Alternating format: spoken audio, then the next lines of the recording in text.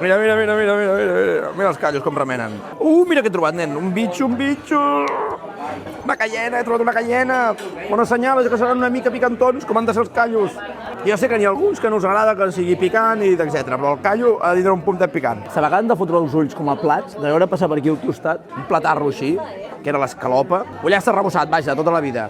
Amb patates fregides, pues veia un home allà fotent-se un peix, apretant-se la llimona sobre el peix amb un platarro, amb verdures, és espectacular. Ara, us ho dic en sèrio, mira, aquí haurem de tornar a demanar més coses. Aquí hauríem de parlar amb ells un dia perquè ens fessin un menú degustació, les coses que fan, per tastar més coses, perquè ens sap greu no us podem ensenyar més.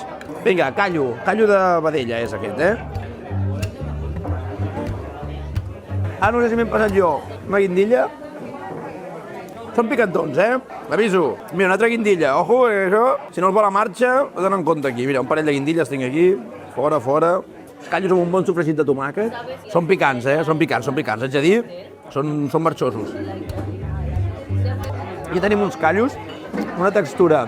Encara són un puntet ferma, tot i que estan ben cuits. Tenen molt gust. La salsa dic que és pujada de tomàquet. És el que us deia.